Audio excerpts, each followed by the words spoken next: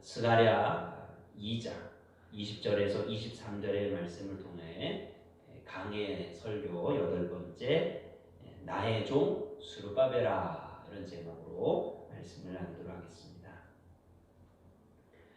오늘 본문의 말씀은 좀 특이합니다. 왜 특이하냐면 한 사람을 위한 설교의 말씀입니다. 듣는 사람이 한 사람입니다. 20절의 말씀에 보면 그날 24일에 여호와의 말씀이 다시 학개에게 임하니라 이르시되, 그러면서 학개에게 하나님께서 말씀하시는데, 학개는 말씀의 전달자입니다.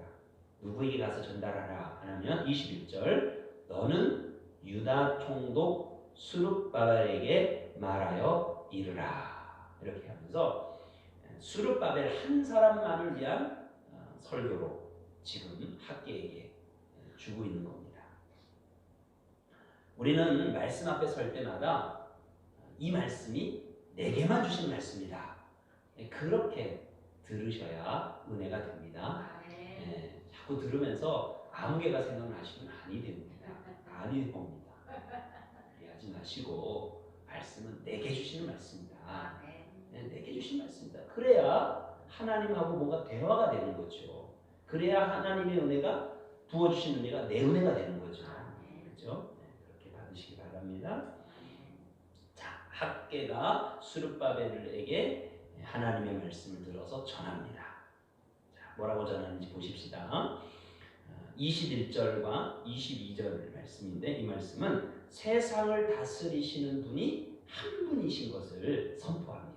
21절, 22절 말씀을 함께 읽어봅니다. 너는 유다 총독 스룹바벨에게 말하여 이르라. 뭐래요? 내가 하늘과 땅을 진동시킬 것이요 여러 왕국들의 보좌를 엎을 것이요 여러 나라의 세력을 멸할 것이요 그 병거들과 그 탄자를 엎드러뜨리리니 말과 그 탄자가 각각 그의 동료의 칼에 엎드러지리라. 아멘. 스룹바벨에게 전하라는 겁니다. 뭐라고 전하래요? 세상을 다스리시는 분은 여호와 하나님 한 분밖에 없다라고 말씀하시는 거예요. 그 하나님이 어떤 분이세요? 하늘과 땅을 진동시키시고 흔드시는 분이십니다. 하늘과 땅을 만드신 분이신데 흔드시는 것도 못하시겠습니까? 그죠? 여호와 하나님만이 세상을 흔드실 분이시다. 또 22절에는 뭐라고 얘기합니까? 여러 왕국의 보호자를 엎으신, 세상에 여러 왕들이 있는데 그 왕들의 왕좌를 다 엎으실 수도 있는 그런 권세의 권세 중에 권세를 가지신 분이 바로 여호와 하나님이시다. 또 뭐라 말씀하십니까? 병거와 그 탄자를 엎드려뜨려서 서로 엎드러지게 만들 것이다 라고 말합니다. 나라들마다 군사들을 아주 자랑하잖아요. 우리나라도 세계 10대 안에 드는 우리 국방력을 가지고 있는 나라고, 또 그만큼 많은 돈을 쓰는 나라이긴 해요.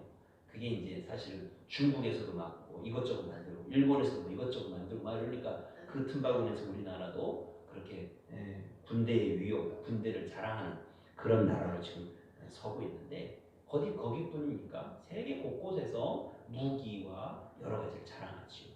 얼마 전에 이 와중에서도 웬 미사일을 쏘는지, 북한은 그렇게 또 군사력을 그렇게 자랑하고 있지 않습니까? 그런데 그런 것들을 어떻게 해요? 하나님께서 쓱 하고 쓸어버리실 수 있는 분이시다 라고 말씀하시는 거예요.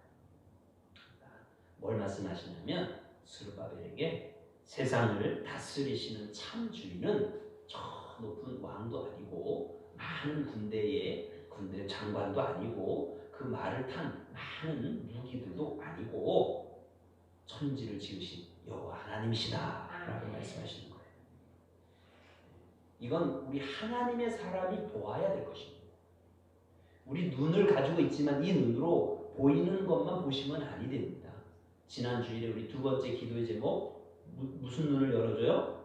영의 눈을 열어주소서 를 기도하자 그랬잖아요. 그렇죠? 지식의 눈만 열어줘도요 세상이 좀 달라 보입니다. 지금 이 코로나 사태에 대해서 열심히 진료하고 있는 사람들은 아무나 못합니다. 의료에 대한 지식의 눈이 열려 있는 사람들만 하는 겁니다. 그러니까 적절하게 방제도 하고 치료도 하고 약도 쓰고 하는 거죠. 그렇죠? 지식의 눈만 열려도 세상이 달리 보이는 거예요. 영의 눈도 그러야 하는 겁니다. 우리가 영의 눈이 열리도록 기도하셔야 됩니다. 그건 뭐냐면 눈에 보이는 것 이게 전부가 아니라는 거죠. 그 뒤에 역사하시는 세상을 주관하시는 여호와 하나님이 있음을 바라보는 영의 눈, 하나님의 사람이 가지셔야 될 눈입니다. 여러분이 그 눈을 갖도록 사모하시길 바랍니다. 세상을 다스리시는 참 주인은 누구예요? 여호와 하나님 바로 한 분이십니다.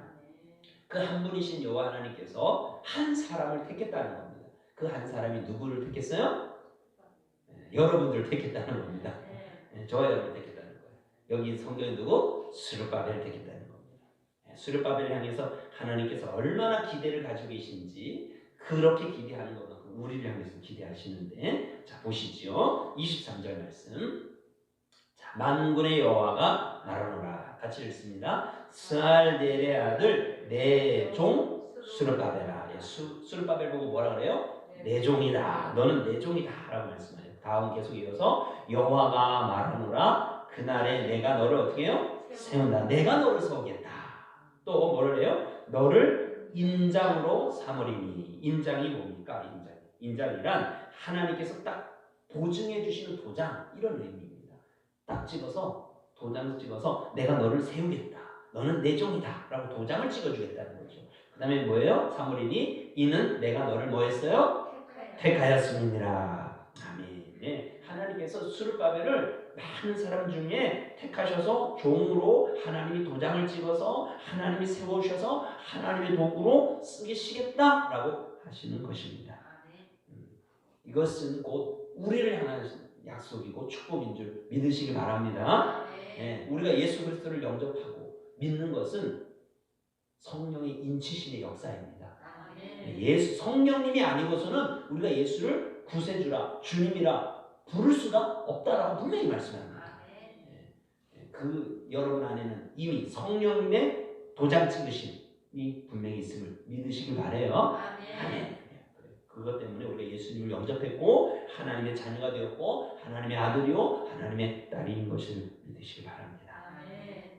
또 이 스룹바벨은요 이렇게 하나님께서 꼭 집었는데, 이 꼭 집은 이 스룹바벨은 어떤 사람인가 하더니요 유다 지방의 이 당시에 다스리던 총독이었습니다. 정치적인 지도자였다는 거죠. 이 사람은 저 페르시아 제국으로부터 총독의 그런 직권을 가지고 파송된 사람입니다. 그리고 이 스룹바벨은 자기가 총독이라고 하는 그 권력을 가지고 제일 먼저 힘쓴 게 뭐냐면 무너진 예루살렘 성전을 다시 재건하는 일에 아주 적극적으로 힘을 내었습니다. 그래서 포로에서 돌아온 2년 2월 달에 성전 공사를 시작해서 그것을 주도적으로 했던 사람이 바로 스룹바벨이에요. 그래서 이때 지어진 성전의 이름을 스룹바벨 성전이다 라고 표현하는 이유가 거기에 있는 것입니다. 지금 우리나라도 이렇게 혼란하고 심란한 이런 사회 속에서 어떤 권력을 가진 사람들이, 힘을 가진 사람들이 이런 스룹바벨처럼 이렇게 현명하게 하나님 나라를 세울 수 있는 그런 일에 기여할 수 있기를 우리가 기도해야 되겠습니다. 또 이 스룹바벨은요 이 총독, 정치적인 지도자로서 권력을 가지고 하나님의 성전을 세우는 일에 힘을 썼을 뿐만 아니라 그의 신앙도 참 경건했음을 우리가 알 수 있어요. 자, 우리가 오늘 학개서 바로 뒤에 스가랴서 말씀이 있는데요. 이 말씀 이어지는 말씀이거든요. 한번 좀 찾아보겠습니다. 스가랴 바로 학개서 바로 뒤에 3장 2절, 스가랴 3장 2절을 한번 펴보세요.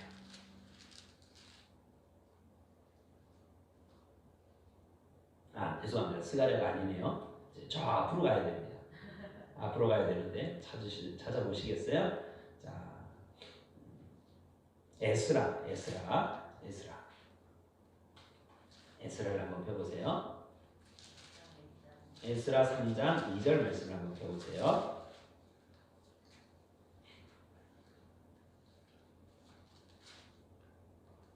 714쪽입니다. 구약성경 714쪽 에스라 3장 2절. 지금 뚝 떨어져 있지만 이 에스라가 기록되어진 이 시대의 내용과 그 학계의 내용은 거의 비슷한 시대를 배경하고 있습니다. 구약성경 714쪽 에스라 3장 2절. 3장 2절. 자, 한번 읽어보겠습니다. 요사닥의 아들 예수아. 여기 예수가 이제 예수아가 뭐냐면 여호수아 제사장을 얘기하는 겁니다. 예수아와 그의 형제 제사장들과 누구 나와요? 스알디엘의 아들 누구? 스룹바벨. 여기 나오죠. 스알디엘의 아들 스룹바벨과 그의 형제들이 다 일어나 이스라엘 하나님의 제단을 만들고 하나님의 사람 모세의 율법에 기록한 대로 번제를 그 위에서 드리려 할세. 아멘. 네. 뭐 했다는 거예요 지금? 하나님 앞에서 제사를 예배를 시작했다라고 말씀하고 있죠. 근데 이때가 언제냐면 3장 8절에 가면 예루살렘에 있는 하나님의 성전에 이른지, 그러니까 바벨론에서 포로로 돌아온 지 2년 둘째 달에 이제 성전을, 그 8절 끝에 보면 뭐래요? 성전 공사를 감독하게 하며, 이렇게 돼 있죠. 그러니까 성전 공사를 시작하기도 전에 무너진 그 성전 터 위에서 무엇을 했다는 거예요? 예배를 드렸다. 이 바로 스룹바벨이라고 하는 이 사람은 유다 총독으로 파송이 되어졌지만 그가 정치력과 권력을 가지고 가장 먼저 한 것은 무너진 예배를 먼저 회복하기 시작한 경건한 사람이라는 거예요. 그러면서 시간이 지났을 때 이제 성전도 다시 건축하는 일에 힘썼던 사람이 바로 이 스룹바벨이다라고 할 수 있는 것입니다. 우리는 지금 모여서 예배하는 일을 지금 어려운 그런 시대에 살고 있습니다. 서산에 8명의 확진자가 생겨서 우리에게서는 더 이 일이 시급하고 또 어려운 그런 상황이 되어져 버렸습니다. 예배 중에 더욱 마스크를 쓰고 또 비말이 흩어지지 않도록 우리가 주의해야 됩니다. 오늘도 이 예배 공간에 혹시 떠다니는 비말이 있을까 싶어서 다 환기도 시켰습니다. 구로에 상담원이 있는 그곳에서 비말 때문에 일단 여러 명이 확진자가 생긴 것을 보지 않습니까? 정말 주의해야 됩니다. 그렇지만 이러한 때 정말 우리는 참 예배를 드릴 수가 있습니다. 예배당이 없는, 예배당이 다 무너진 그곳에서 스룹바벨은 예배를 드리기 시작했습니다. 그게 진짜 예배인 거죠.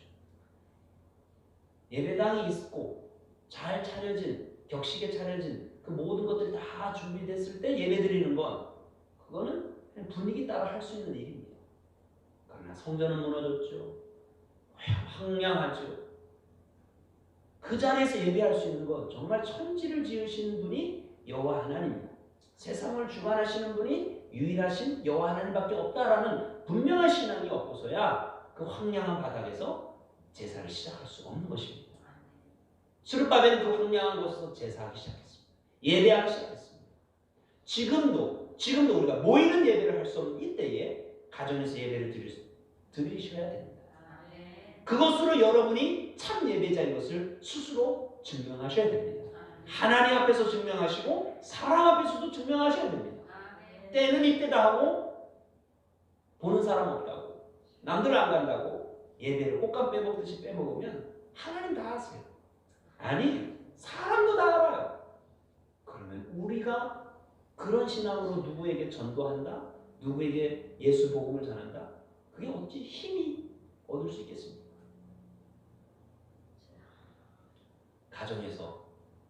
가정에 이럴 때일수록 더욱 가정에서 아침 저녁 예수님을 부르시기 바랍니다. 꼭 무릎 꿇고 하지 않으셔도 됩니다. 뭐 10분 20분 하지 않으셔도 됩니다. 단 1, 2분에도 눈을 떠가지고 제일 먼저 예수님을 부르세요. 잠자기 전에 제일 나중에 예수님을 부르고 주무세요. 이럴 때일수록 식사 기도는 더욱 간절히, 정말 형식적으로 하지 마시고 정말 하나님 이 한 끼 잘 먹으라. 함께 해주시고 감사합니다. 아멘. 코로나 속히 물러가게 해주십시오. 이기게 해주십시오. 아멘. 이 밥이 내게 약이 되게 해주십시오. 아멘. 병균이 들어와도 내가 이기게 해주십시오. 아멘. 여러분 그렇게 기도하시면서 드십시오. 아멘. 그게 바로 예배인 겁니다. 아멘. 모여서 예배할 수 없는 이때에 진짜 예배자인 것을 여러분 스스로 증명하시는, 하나님도 보시기에 기뻐하시는, 하나님이 찾으시는 그런 예배자 될 수 있기를 간절히 소망합니다. 아멘. 수르바벨은 바로 그런 사람이었던 거예요. 아멘. 그래서 하나님이 너무 귀하게 보신 거죠. 아멘. 스가랴 말씀에 가보면 수르바벨에 대해서 두 감람나무 중에 한 감람나무다 이렇게까지 표현했어요. 당시에 두 감람나무는 누구였냐면 제사장 여호수아와 그리고 또 한 사람은 수르바벨이었어요. 이 두 사람을 통해서 무너진 예배가 회복되어지고 무너졌던 성전이 회복되어질 것을 꿈꾸며 하나님께서 스가랴에게 주셨던 말씀이 두 감람나무라고 말씀하고 있는 거예요. 참 대단한 거죠. 그리고 백성들도 이 수르바벨에 대해서 굉장히 기대를 했어요. 왜냐하면요, 하나님께서 다윗 왕을 딱 세워놓고 뭐라고 말씀하냐면 내가 너의 왕위를 영원히 견고하게 하시겠다라고 축복하셨거든요. 그런데 나라가 어떻게 됐어요? 두 쪽 나더니 망해버렸거든요. 근데 그 망하는 마지막 때에 다윗의 후손이었던 왕이 누구냐면 여호야긴이었어요. 근데 이 여호야긴의 아들이 스알디엘이고 그 아들이 수르바벨인 거예요. 그러니까 지금 나라는 다 무너졌지만, 그래서 페르시아 제국에 의해서 통치를 당하고 있지만 수르바벨이 총독으로 왔죠. 봤더니 족보를 따져면 누구예요? 다윗의 후손인 거예요. 야, 하나님이 다윗의 왕위를 영원히 견고케 하신다고 하시더니 드디어 이 수르바벨 총독을 통하여서 다윗의 왕권을 다시 회복시키시고 성전도 회복시키시고 나라도 회복시키시겠구나 할렐루야 하고 백성들이 기대하면서 수르바벨 외쳤던 거예요. 실제로 그가 그런 백성들의 기대에 부응해서 성전도 지어서 수르바벨이라는 이름으로 성전이 세워졌죠. 뭐 그 사람이 성전을 지어놓고 이 성전은 수르바벨 성전입니다라고 자기 이름을 새겼다는 뜻이 절대 아닙니다. 오해하지 마세요. 역사학자들이 성전이 3번 세워졌는데 솔로몬 때 세워져서 그건 솔로몬 성전이라고 역사학자들이 이렇게 표현하는 거예요. 두 번째는 수르바벨 때 세워졌다. 그래서 수르바벨. 세 번째는 예수님이 계시던 헤롯이라고 하는 왕이 또 세웠어요. 그 헤롯 알죠? 그 헤롯의 헤롯 성전, 그 세 번 얘기하는 겁니다. 자, 그래서 우리 말씀 우리 한 군데만 더 찾아보면서 이제 정리해 보도록 합니다. 마태복음을 찾아보세요. 마태복음 창세기부터 찾으시면 끝나도 못 찾습니다. 자, 마태복음 1장을 가보세요. 마태복음 1장 12절을 가보세요. 마태복음 1장 12절. 자, 이게 예수님의 족보잖아요. 아브라함 때부터 시작해가지고 예수님까지 이르는 족보인데요. 거기에 우리가 익숙한 사람이 나옵니다. 12절 말씀 읽어봅니다. 바벨론으로 사로잡혀간 후에 여고냐는 스알디엘을 낳고 스알디엘은 수르바벨을 낳고 이렇게 있죠. 여기서 여고냐는 여호야긴을 얘기하는 겁니다. 여호야긴이 스알디엘을 낳고 스알디엘이 수르바벨을 낳아서 바로 아브라함부터 시작돼서 다윗을 거쳐서 예수 그리스도까지 이어지는 이 역사적인 계보 안에 수르바벨이 들어가는 것입니다. 그런데 그렇게 기대를 한 몸으로 받았고 그리고 실제로 그렇게 성전을 건축했던 수르바벨의 성전은 어떻게 됐어요? 무너졌어요. 무너져버렸어요. 그런데 다행인 것은 구세주 메시아는 수르바벨에서 끝나는 것이 아니라 그 계보는 어디까지 이어져요? 17절에 예수 그리스도까지 이어질 겁니다. 수르바벨도 예수 그리스도가 참된 구세주, 참된 메시아가 오기 위한 한 징검다리로서의 역할을 감당했던 거죠. 그가 지었던 수르바벨 성전은 사람이 짓는 성전이지 하나님이 정말 지으시고 세우기를 원하셨던 성전은 뭐예요? 예수 그리스도. 그를 통한 영원한 하나님의 전인 것입니다. 아멘. 그게 바로 우리가 오늘 이 메시지를 통해 드려야 될 말씀인 겁니다. 스룹바벨 대단한 인물인 건 사실입니다. 총독으로 그가 가진 힘을 가지고 성전 짓는 데 힘썼습니다. 신앙적으로 참 경건했습니다. 그 정말 그래서 그 시대에 스룹바벨이라는 성전까지 세워서 많은 백성들에게 희망을 주었던 사람이면 분명합니다. 그러나 그는 메시아가 아닙니다. 구세주가 아닙니다. 그를 통하여 이어져서 결국 예수 그리스도, 그분만이 메시아요, 그분만이 구세주인 것을 믿으시기 바랍니다. 아멘. 그래서 예수님 뭐라 그러셨어요? 요한복음 2장 19절에 보면 성전을 향해서 뭐라 그래요? 이 성전을 어떻게 해요? 헐어라. 내가 사흘 만에 다시 일으키리라. 뭘 얘기하시는 거예요? 이 눈에 보이는 성전은 무너질지라도 당신이 부활하심으로 참된 구세주로, 참된 메시아로 진정한 성전, 진정한 예배를 회복하게 할 것이다 라고 말씀하시는 거죠. 그렇죠? 그러면 우리가 바라봐야 될 것은 뭐예요? 눈에 보이는 이 성전도 아니고 이 앞에서 설교하는 목사도 아니고, 뭐 여러 우리 정권 지낼 때마다 내가 백성들을 행복하게 해주겠습니다, 내가 이 나라를 뭐 잘 살게 해주겠습니다 외치는 그런 대단한 정치인들도 아닙니다. 우리가 바라봐야 될 참된 구세주는, 참된 메시아는, 참된 소망은, 참된 천국을 주실 분은 예수 그리스도밖에 없습니다. 참된 행복을 주실 분은 예수 그리스도밖에 없습니다. 아멘. 지금 우리나라 코로나19로 인해서 참 혼란한 시기를 지나고 있습니다. 그랬더니 일부 사람들이 막 비교를 합니다. 뭘 비교하냐면 사스, 신종플루, 그 다음에 메르스, 코로나, 이걸 비교하는 거예요. 사스 때는 노무현 대통령, 신종플루는 이명박 대통령, 메르스는 박근혜 대통령 때, 코로나19는 문재인 대통령 때. 그걸 서로 비교하면서 도대체 누가 더 잘했냐 이러면서 갑론을박합니다. 결국 그 밑에는 보수가 잘하냐, 진보가 잘하냐, 뭐 이런 마음이 있는 거죠. 근데 그 뿌리에는 어떤 마음이 있냐면 우리 백성, 우리들의 마음엔 눈에 보이는 메시아를 찾고자 하는 마음이 있습니다. 예수님 당시에도 눈에 보이는 메시아 봤더니 예수가 메시아라고 볼상스럽지 않거든요. 그래서 배척한 거 아니에요? 지금도 마찬가지예요. 시대는 2000년이 지났지만 지금도 사람들은 끊임없이 자기를 더 행복하게 해줄, 자기를 더 해방시켜줄 어떤 메시아를 계속 찾는 거예요. 정치적인 메시아를 찾는 거예요. 경제적인 메시아를 찾는 거예요. 구세주를 찾는 거예요. 사람을 찾는 거예요. 눈에 보이는 누군가를 찾는 거예요. 하나님은 뭐라고 말씀하십니까? 아니라는 거죠. 세상을 흔드실 분은 사람이 아니라 하나님이다. 큰 군대, 강력한 힘이 아니라 천지를 주관하신 권세 위의 권세이신 만왕의 왕 예수 그리스도시라는 거죠. 그분을 바라보라고 오늘 이 말씀을 주시고 계시는 것입니다. 우리가 이러한 때에 정말 하나님의 사람답게 눈에 보이는 것만 보지 마시고 주여 내 눈을 활짝 열어서 이 우주를 운행하신 하나님을 보게 하옵소서.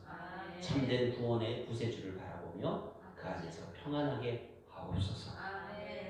신앙으로 하늘로부터 부어주시는 평안 가운데 또 하나님을 소망하며 이 시기를 이겨내는 우리 모두가 될 수 있기를 바랍니다. 그렇게 하나님의 사람답게 제가 새벽마다 계속 권합니다.